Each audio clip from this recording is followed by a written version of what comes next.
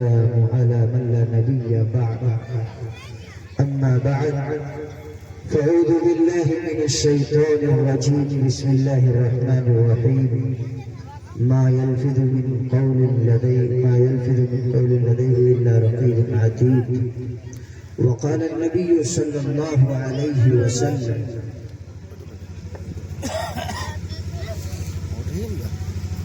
آية المنافق ثلاث: إذا حدث كذب، وإذا وعد أخلف، وإذا اؤتمن خان. وفي رواية: وإن صام وصلى وزعم أنه مسلم، أو كما قال عليه الصلاة والسلام. 22 پر تشریف فرما علماء کرام و حفاظ کرام اور دور دراز سے تشریف لائے ہوئے شعراء صاحب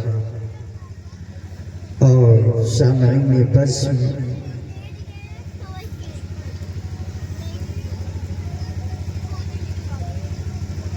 اللہ تبارک و تعالی نے ہم سب کو اس دنیا میں بھیجنے کے بعد اس نے اپنی سب سے زیادہ پیاری اور سب سے زیادہ لاڈلی، جس کی بدولت اس کائنات کو وجود ملا، جس کی وجہ سے کائنات کے اندر یہ خوبصورتیاں اور یہ دریا، یہ صحرا، ہر ایک چیز کو، ذرے ذرے کو رب العالمین نے جس ذات کی وجہ سے بنایا تھا، اس ذات کو بھی ہمیں اور آپ کو دیا.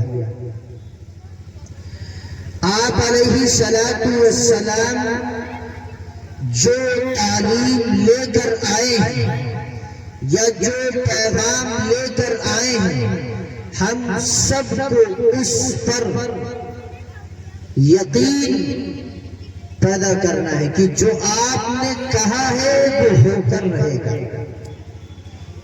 میں نے آپ کے سامنے قرآن کریم کی ایک آیت کا ٹکڑا پڑھا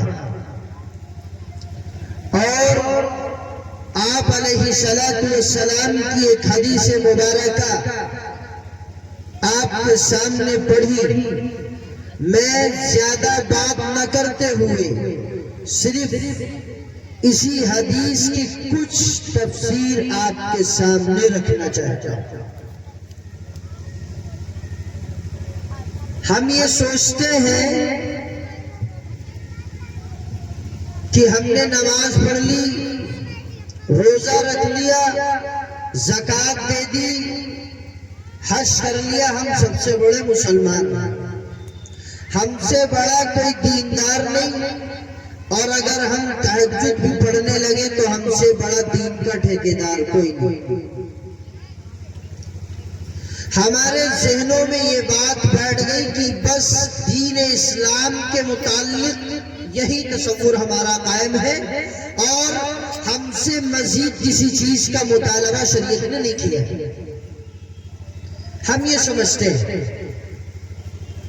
لیکن اگر ہمارے سامنے آپ علیہ السلام کی تعلیم ہوتی یا ہم ان لوگوں کے قریب بیٹھنے والے ہوتے کہ جس کے متعلق رب العالمین نے اور رحمت للعالمین نبی نے فضیلتیں بیان کی ہے، جن کو ہم حفاظ علماء کے نام سے جانتے ہیں، تو ہمیں پتہ چلتا کہ شریعت کیا ہے، یا ان سے ہم لگاؤ اور محبت رکھنے والے ہوتے تو ہمیں پتہ چلتا.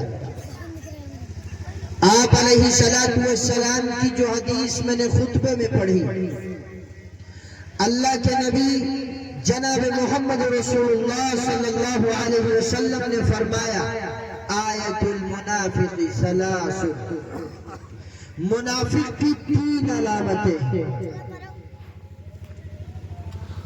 پہلی علامت اذا حدث کذب، کہ جب وہ بولے تو جھوٹ بولے. وَإِذَا وَعَدَ أَخْلَفَ، دوسری علامت، جب وہ وعدہ کرے تو اس کی خلاف ورزی کرے. اور تیسری علامت، وَإِذَا اؤْتُمِنَ خَانَ، کہ جب اس کے پاس امانت رکھی جائے تو اس میں خیانت کرے. وَإِنْ صَامَ وَصَلَّى، اگرچہ وہ نماز اور روزہ بھی رکھتا ہو، وَزَعَمَ أَنَّهُ مُسْلِمٌ، اور وہ اپنے آپ کو مسلمان گمان کرتا ہو، اللہ کے نبی نے فرمایا کہ وہ مسلمان کہلانے کا حقدار نہیں ہے، وہ منافق ہے شخص. اور قرآن کریم میں رب العالمین نے فرمایا ان المنافقین فی الدرک الاسفل من النار، وہ جہنم کے سب سے نچلے طبقے میں ڈالا جائے گا. جہنم کے سب سے نچلے طبقے میں منافق کا ٹھکانہ ہے. اور اللہ کے نبی فرما رہے ہیں کہ جس کے اندر یہ 3 صفات ہیں، 3 عادات ہیں، 3 علامتیں ہیں، 3 نشانیاں ہیں، وہ شخص چاہے نماز پڑھتا ہو، روزے رکھتا ہو، اور اپنے آپ کو یہ سمجھ رہا ہو کہ ہم بہت بڑے مسلمان ہیں، فرمایا نہیں، یہ منافق ہے اور اس کا انجام بہت بڑا ہونے والا ہے. لیکن ہم ان 3 چیزوں کے متعلق یہ سمجھتے ہیں کہ جھوٹ بھی یا وعدہ خلافی یا امانت میں خیانت، اس کا مفہوم ہم بہت کم، ایک محدود دائرے تک سمجھتے ہیں. لیکن اس کا مفہوم بہت وسیع ہے.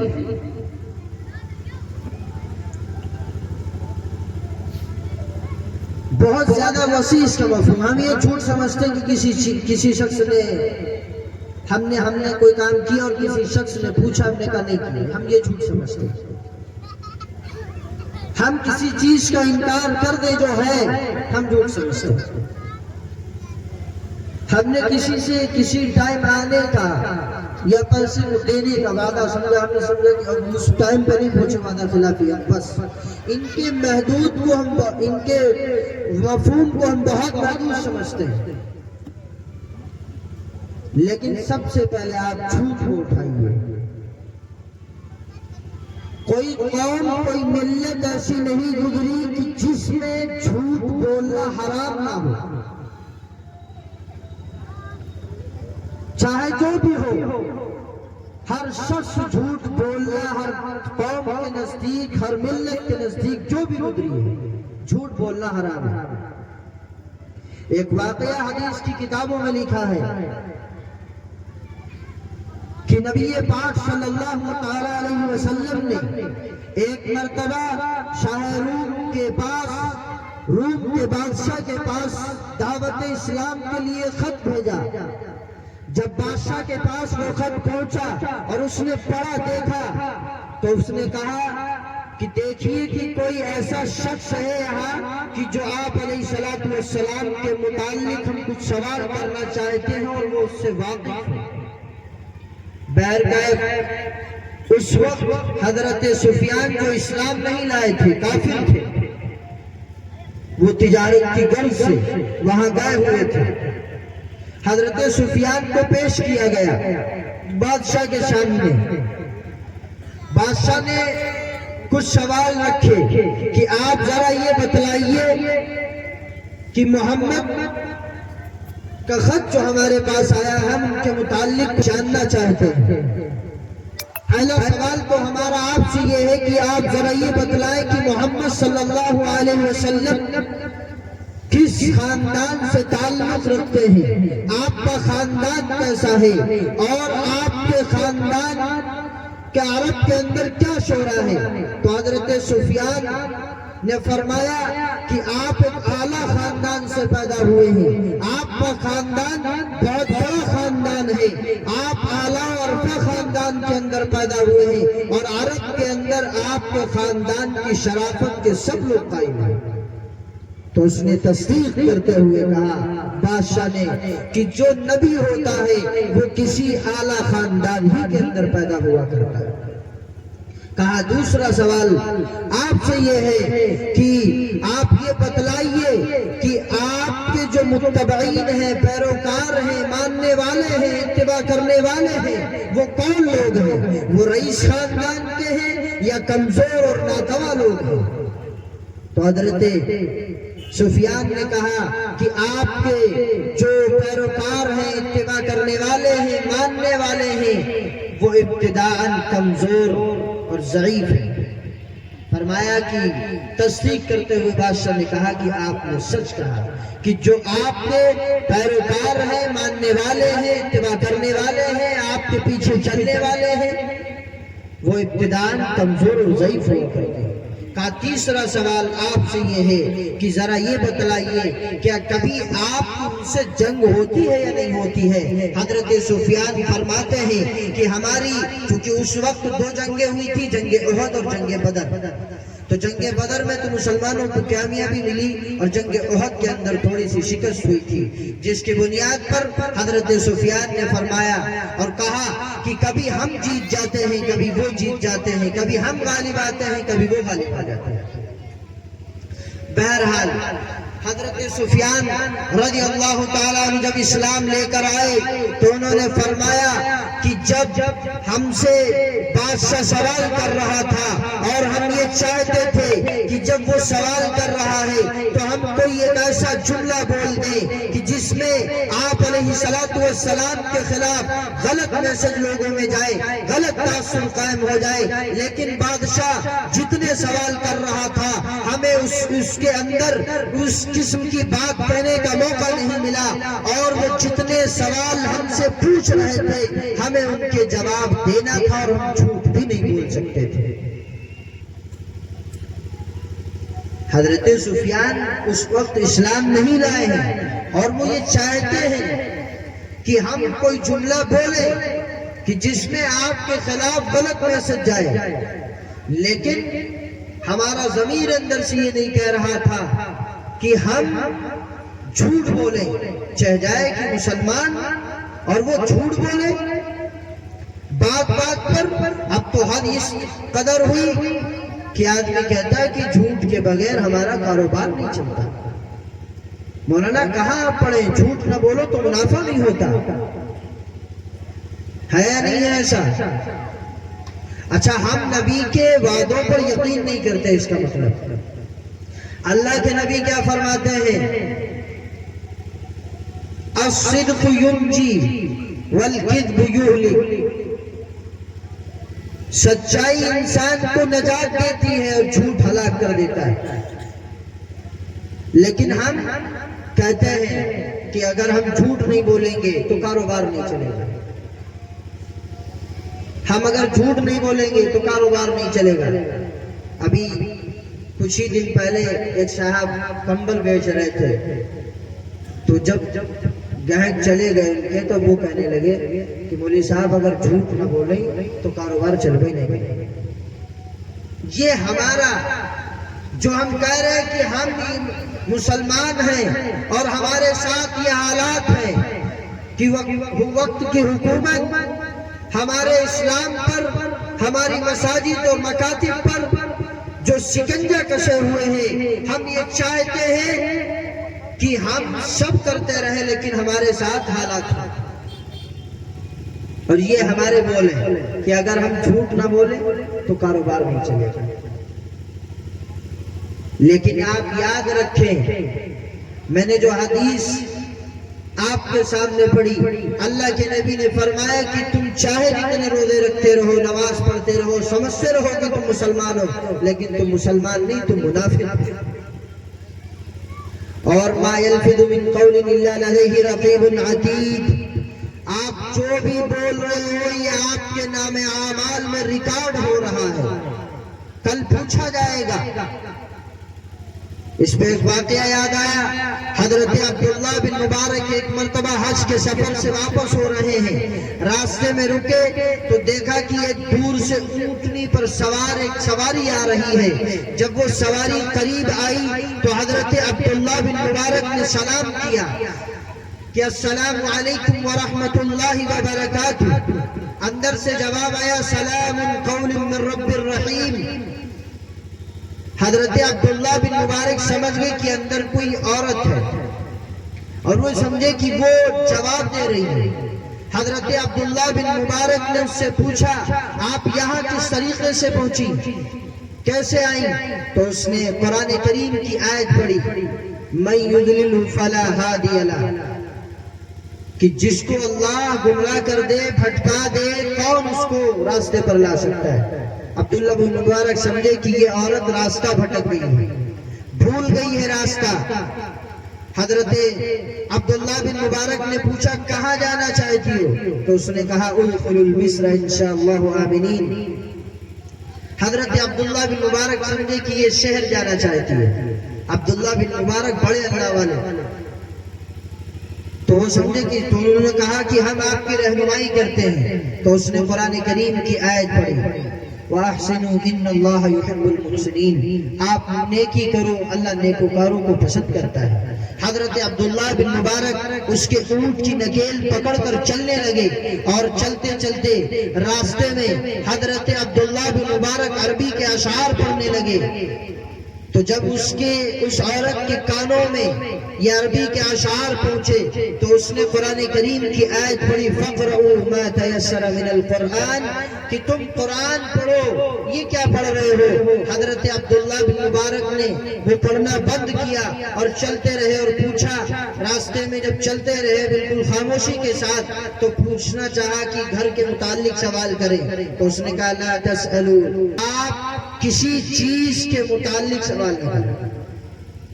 سمجھے کہ یہ بتانا نہیں چاہتی ہے۔ بہرحال عبداللہ بن مبارک نے پوچھا شہر میں کہاں جانا چاہتی ہے؟ تو اس نے کہا المال والبنون زینت الحیات الدنیا۔ عبداللہ بن مبارک سمجھے کہ اس کے اللہ تبارک و تعالیٰ نے اس کو مال اور دولت ہر چیز سے نوازا ہے، اور اس کے آل و اولاد بھی ہے۔ کہا کتنے بیٹے ہیں؟ کہا ابراہیم و اسماعیل و اسحاق۔ سمجھ گئے کہ 3 بیٹے ہیں۔ بہرحال حضرت عبداللہ بن مبارک نے اس کے گھر تک رہنمائی کی۔ رہنمائی کرنے کے بعد بیٹے بڑے پریشان، گھبرائے ہوئے کہ ماں ہماری کہاں چلی گئی تھی۔ بیٹے بھی پریشان تھے۔ جب پہنچے تو اس نے ماں نے بیٹوں سے قرآن کی آیت کے ذریعے سے اشارہ کیا انما نطعمکم یطعمون الطعام علی حبہ، کہ آپ کچھ لے کر آئیں اور ان کی مہمان نوازی کریں۔ حضرت عبداللہ بن مبارک اصرار کرنے لگے کہ ہم نہیں کھائیں گے، ہم چلتے اپنے سفر پر۔ بہرحال تو اس نے کہا انما نطعمکم لوجہ اللہ، ہم تو اللہ کی رضا کے لیے کام کر رہے ہیں۔ بہرحال عبداللہ بن مبارک نے کچھ نوش فرمایا۔ اس کے بعد بیٹوں سے پوچھا کہ بڑا عجیب منظر ہم نے دیکھا کہ ہم چل رہے ہیں اور ہم کچھ بھی پوچھتے ہیں تو آپ کی والدہ سوائے قرآن کے کچھ بھی نہیں نکالتی۔ جب بھی کوئی سوال کرتے ہیں آپ کے متعلق یا گھر کے متعلق یا کسی اور چیز کے متعلق یا عربی اشعار پڑھتے ہیں تو آپ کی ماں صرف قرآن کے الفاظ پڑھتی ہے۔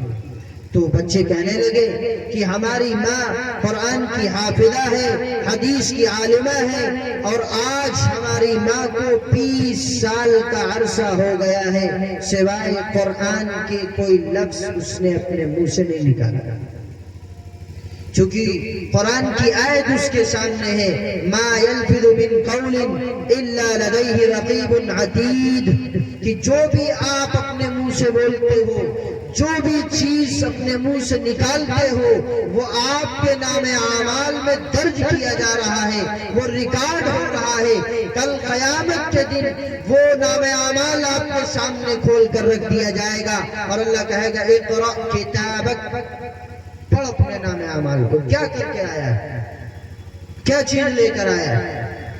لیکن ہم نہیں سوچتے، ہم جھوٹ بول رہے ہیں، ہم کما رہے ہیں بازاروں میں جا کر، ہم بڑے ویسے دیندار، مسجدیں پھول ہیں رمضان میں اور بڑے دین پر نشاور کرنے والے، لیکن بات بات پر جھوٹ بول رہے ہیں۔ یہ ہمارے پاس ہے۔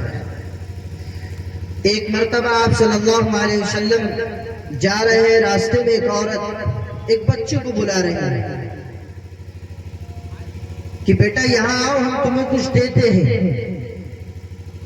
نبی پاک صلی اللہ علیہ وسلم نے اس کے بول کو سنا اور کہا کہ تمہارا بچے کو دینے کا ارادہ ہے یا صرف بہلانے اور پھسلانے کے لیے بلا رہے ہیں؟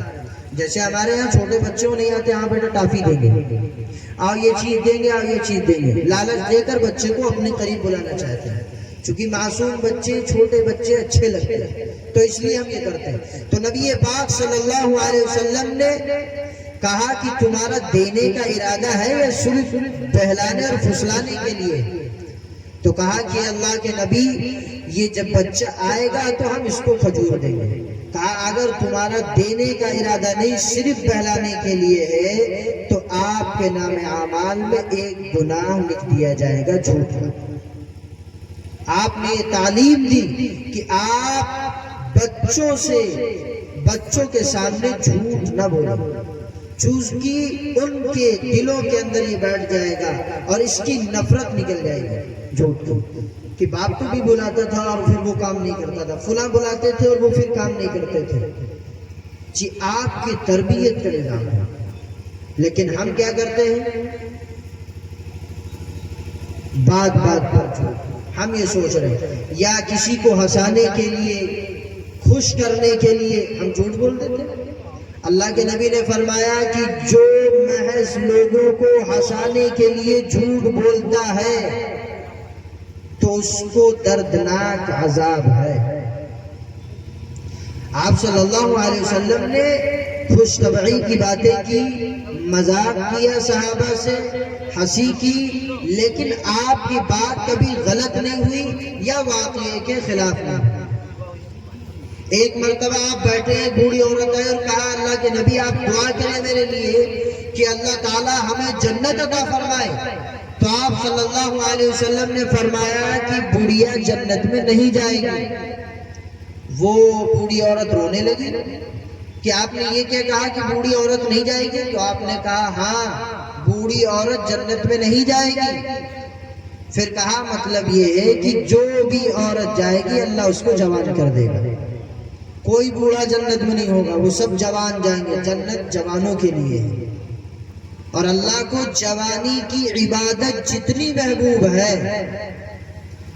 کوئی چیز کائنات میں اتنی پسند ہے۔ جوانی کے اندر جو اعمال ہم کریں گے، جوانی کے اندر جو چیز ہم کریں گے، اور اللہ کے نبی نے فرمایا ما تزال قدم عبد یوم القیامہ، کہ کل قیامت کے دن تمہارے قدم اللہ کے سامنے سے اس وقت تک نہیں ہٹ سکتے ہیں جب تک کہ حتی یسأل عن اربع، جب تک کہ تم سے 4 چیزوں کے متعلق سوال نہ کر لیا جائے، عن عمرہ فیما افنا وعن شبابہ فیما ابلا، جب تک تم سے تمہاری جوانی کے متعلق، تمہاری زندگی کے متعلق سوال نہ کر لیا جائے تو اس وقت اللہ کے سامنے سے قدم نہیں ہٹ سکتے ہیں۔ آپ اپنی جوانی کے اندر کیا کر رہے ہیں، آپ کو اس کا جواب دینا پڑے گا۔ آپ نے اپنی عمر میں کیا کیا ہے، آپ نے جوانی کن کے پیچھے نشاور کی ہے، آپ نے اپنی جوانی اللہ کے راستے میں لگائی ہے، آپ نے جوانی تلاوت میں لگائی ہے، آپ نے جوانی نماز میں لگائی ہے، یا آپ نے جوانی عیاشیوں میں لگائی ہے، آپ نے جوانی لڑکیوں کے پیچھے بائک گھمانے میں لگائی ہے، کہاں جوانی لگائی ہے؟ کل اس کا جب تک جواب نہیں دے دو گے اللہ کے سامنے سے قدم ہٹنے والا نہیں ہے۔ قدم اسی وقت ہٹے گا جب تک اپنی جوانی اور اپنی زندگی کا سوال جو اللہ کرے گا دے نہیں دو گے۔ ہم نے کہاں لگائی ہے؟ ہم دے سکتے ہیں؟ آدمی کہتا ذرا جوان ہے کر لینے دو یار، عمر ذرا ڈھل جائے گی تب آ جائیں گے نا، ابھی تو جوانی عیش کر لینے دو، گھوم لینے دو، سیٹی بجا لینے دو۔ لیکن ہم ایک لمحے کے لیے نہیں سوچتے کہ اگر اس جگہ پر ہماری بہن یا بیٹی یا ماں ہو تو کیا ہوگا۔ آج جوانی کہاں لگ رہی ہے، کن کاموں میں لگ رہی ہے، ہمیں اس کا پتہ نہیں۔ آپ تاریخ کا مطالعہ کریں کہ آج جو رشتہ ہمارا اللہ سے ٹوٹا اور جو اللہ ہم سے روٹھا، کہ آج جس دور سے ہم گزر رہے ہیں وہ بڑا تابناک دور ہے۔ لیکن ہمیں تاریخ پڑھتے تو جوانوں نے کیا انجام دیا۔ محمد بن قاسم جس نے سندھ کو فتح کیا تھا، کتنی عمر تھی اس کی؟ 17 سال کی عمر تھی۔ آج ہمارا 17 سال کا جوان کیا کرتا ہے؟ پب جی، انسٹاگرام، ریل بنانا، ان چیزوں میں زیادہ مائنڈ چلتا ہے۔ جیسا کہ ابھی مولانا صاحب نے بتلایا آپ کے سامنے کہ ہم مدرسے میں بچے وہ ڈالتے ہیں جو تھوڑا عجیب قسم کے ہوں، تھوڑا ذہنی اعتبار سے بھی کمزور ہوں، یا تھوڑا صحیح بلوے لگے ہوں، صحیح باہٹ قسم کے۔ ہم بھی پڑھاتے ہیں مدرسے میں، اور بڑا ادارہ ہے الحمدللہ، 150 بچے 100 بچے رہتے ہیں۔ تو آدمی ڈالتا اسی بچے کو، یار یہ کہیں نہیں، اس کو مدرسے میں ڈالتا۔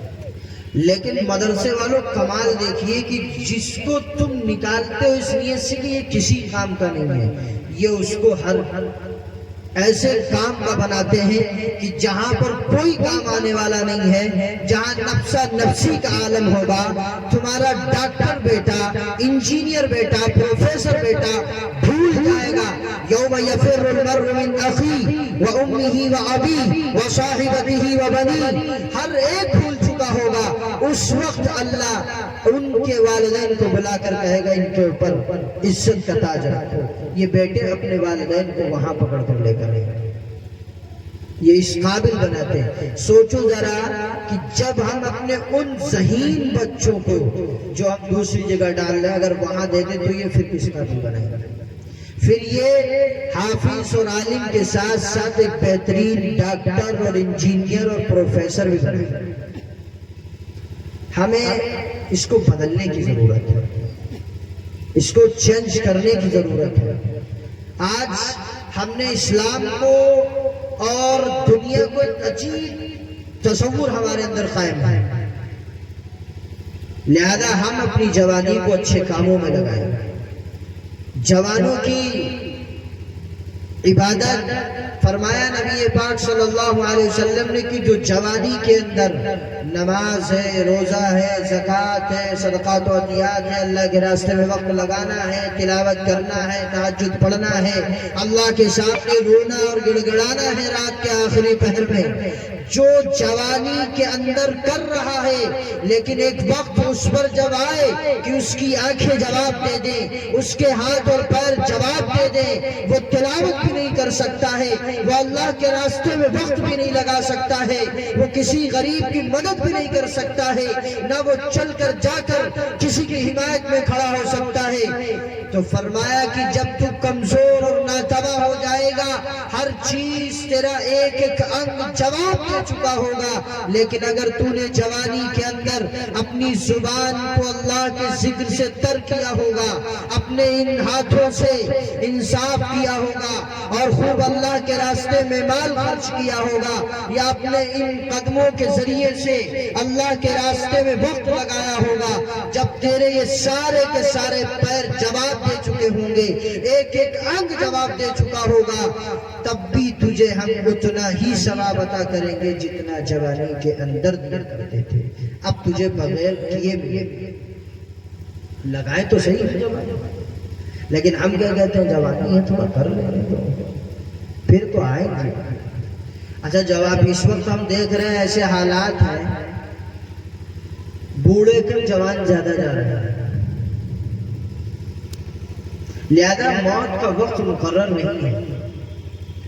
ہم یہ سوچیں کہ جوانی آج نہیں، کل نہیں، پرسوں نہیں، یہ سنیچر نہیں، وہ سنیچر نہیں، یہ جمعہ نہیں، وہ جمعہ نہیں۔ ہم جو بھی اللہ تعالیٰ نے جو وقت موت کا مقرر نہیں کیا کہ میرے بندے ہر وقت میری طلب میں رہیں، مجھے یاد کرتے رہیں، لہذا ہم دیکھیں کہ ہم کیسے ہیں اور ہمیں کرنا کیا ہے۔ بہرحال وقت بھی زیادہ ہو رہا اور ابھی کچھ شعرا اور کچھ بیان بھی آپ کے سامنے ہونے ہیں. 2 چیزیں رہ گئی، انشاءاللہ آئندہ کبھی وقت ملے گا تو اس کے متعلق بھی آپ کے سامنے گفتگو ہوگی. اللہ تعالیٰ جو باتیں کہی ہیں اس میں جو غلطی ہوئی ہو ہم سے، اللہ ہمیں اس کو اپنے فضل سے معاف کرے اور ان تمام باتوں پر ہم سب کو عمل کرنے کی توفیق مرحمت فرمائے. وآخر دعوانا ان الحمد للہ رب العالمین.